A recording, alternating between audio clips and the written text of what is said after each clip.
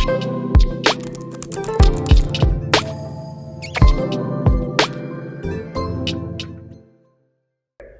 है जी हमारे पास interaction of radiation with matter, कि जी ये जो रेडिएशन हैं ये मैटर के साथ किस तरह से जो है वो इंटरेक्ट कर सकती हैं।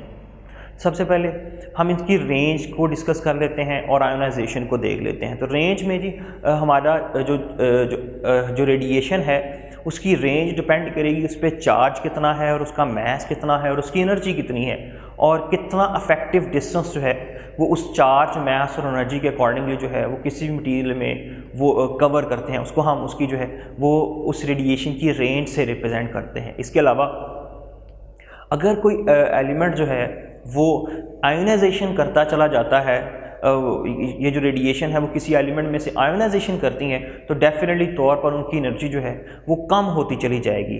और आयोनाइजेशन जो है वो रेडिएशन दो तरह से कर सकती हैं, या तो डायरेक्ट कोलाइड करके इलास्टिक कोलिजन के थ्रू, और इलेक्ट्रोस्टैटिक जो इंटरेक्शन है उससे रिपल्शन और अट्रैक्शन की वजह से भी जो है वो आयोनाइजेशन पॉसिबल है। अब जिस रेडिएशन की आयोनाइजेशन जो है वो ज़्यादा होगी, डेफिनेटली उसकी रेंज जो है वो कम होगी। जैसे कि अल्फ़ा पार्टिकल जो है वो बहुत इंटेंस किस्म की आयोनाइजेशन करती हैं, तो हम ये कह सकते हैं कि जी उनकी जो रेंज जो है वो कम होगी।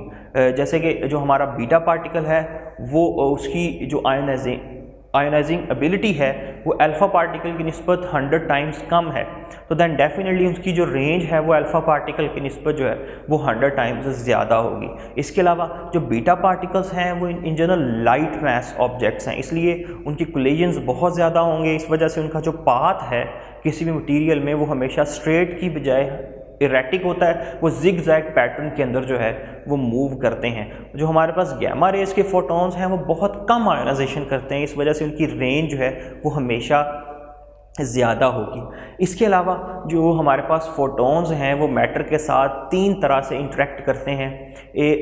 जो हमारे पास सबसे लो एनर्जी फोटॉन हैं वो फोटोइलेक्ट्रिक इफेक्ट करवाते हैं। जो हाई एनर्जी फोटॉन्स हैं एक्सरेज की रेंज में वो कॉम्पटन इफेक्ट शो करते हैं, और जो ज़्यादा एनर्जी वाले फोटॉन्स हैं जैसे कि गैमा रेज जो हैं वो पेयर प्रोडक्शन करवा सकती हैं।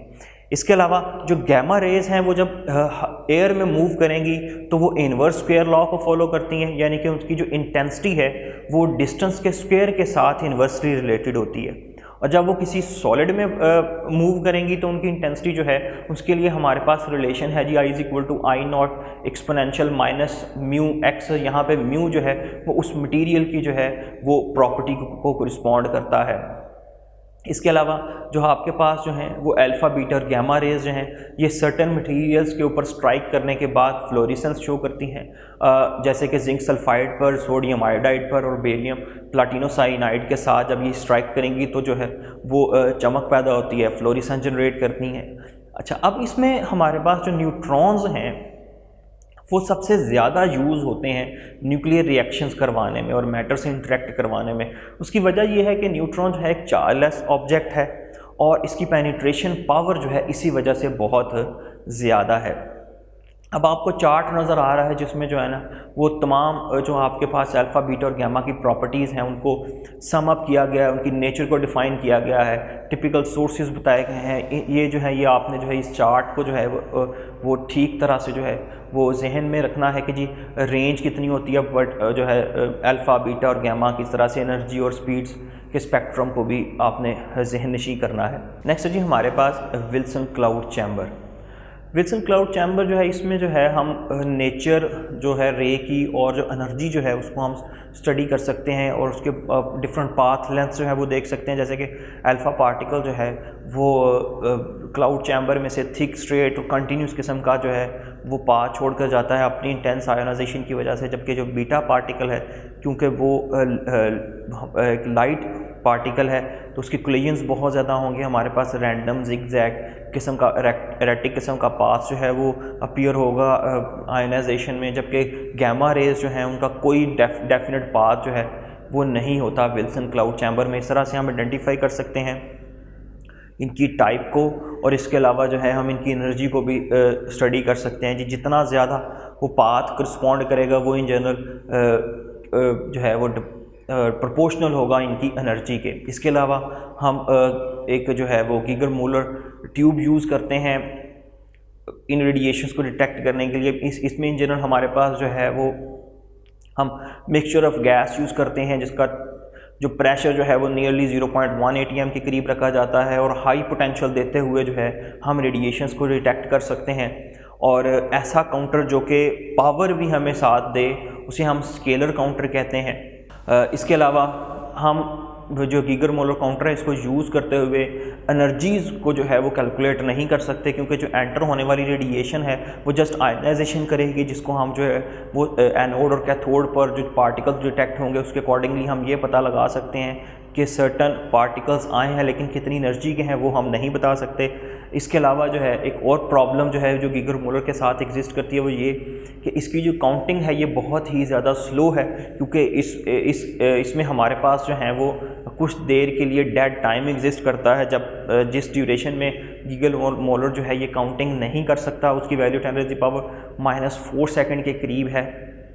इसके अलावा जैसे मैंने पहले कहा कि इसमें हम जो है वो मिक्सचर ऑफ गैस यूज़ करते हैं, तो इसलिए हम इन जनरल दो किस्म की गैसेज यूज़ करते हैं। एक हमारे पास जो है वो क्वेंचिंग गैस है, जो कि इन जनरल इस केस में हमारे पास ब्रोमीन होगी, और इसके अलावा एक प्रिंसिपल गैस होती है जिसको हम जो है ब्रोमीन के साथ हम नियॉन को ऐड करते हैं। अब हम करते ये हैं कि जी क्वेंचिंग गैस जो है हम ऐसी सिलेक्ट करते हैं जिसका जो आयोनाइजेशन पोटेंशियल है वो प्रिंसिपल गैस की निस्बत जो है वो थोड़ा कम रखा जाए, ताकि जो है हमारी आयोनाइजेशन ये जो डिटेक्शन है उसमें हेल्प हो। इसके अलावा ये जो हमारा गीगर मोलर काउंटर है इसको इस्तेमाल करते हुए हम जो रेडिएशन की रेंज है और पेनिट्रेशन पावर है वो हम कैलकुलेट कर सकते हैं। नेक्स्ट है हमारे पास तीसरी किस्म का और सबसे एडवांस जो डिटेक्टर है वो है जी सॉलिड स्टेट डिटेक्टर। ये इन जनरल पीएन जंक्शन है जिसको स्पेशली डिज़ाइन किया गया है इस पर्पस के लिए, और इसे हम रिवर्स बाइस में ऑपरेट करते हैं। अब रिवर्स बाइस में ऑपरेट करेंगे और तो डेफिनेटली तौर पर जैसे ही रेडिएशन एंटर होंगी तो हमारे पास रिवर्स करंट जो है वो पहले कम होगा, जैसे ही रेडिएशन एंटर होगी तो वो करंट की वैल्यू बढ़ेगी, और उस पल्स के इंक्रीज़ होने से हमें ये पता लग जाता है कि जो है ना हमारे पास रेडिएशंस हैं, और उसकी जो हाइट है वो हमेशा प्रोपोर्शनल होती है पल्स की हाइट जो है वो आने वाली रेडिएशन की एनर्जी के। इसके अलावा हमारे पास ये जो डिटेक्टर है इसमें दोनों अतराफ जो हैं वो एन साइड और पी साइड पर हम जो है गोल्ड फॉयल यूज़ करते हैं, ताकि जो है वो कंडक्शन जो है वो मैक्सिमम हो। फिर ये हमारे पास जो है ये लो एनर्जी यूज़ करने वाला डिटेक्टर है। इसमें हमारा जो वोल्टेज है वो स्मॉल वोल्टेज से भी जो है फंक्शनिंग हो जाती है, जैसे कि जो हो इलेक्ट्रॉन और जो होल का जो पेयर जनरेट करने में जो एनर्जी लगती है वो जो 3 इलेक्ट्रॉन से 4 इलेक्ट्रॉन वोल्ट के करीब है। तो ये जो है ये लो एनर्जी पार्टिकल्स को भी डिटेक्ट करने की सलाहियत रखता है।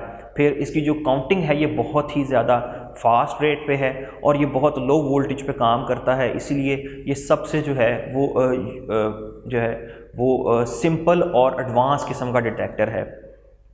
इस डिटेक्टर को इस्तेमाल करते हुए हम अल्फ़ा और बीटा रेस को डिटेक्ट कर सकते हैं, लेकिन अगर आप गैमा रेस को डिटेक्ट करना चाहते हैं तो फिर हम इससे जो है थोड़ा सा बेहतर तरह की डिज़ाइनिंग के अंदर जो है वो डिटेक्टर जो है वो बनाएंगे। वो स्पेशली डिज़ाइन किया जाता है जी गैमा को डिटेक्ट करने के लिए। कुछ एमसीक्यूज़ देख लेते हैं इससे रिलेटेड।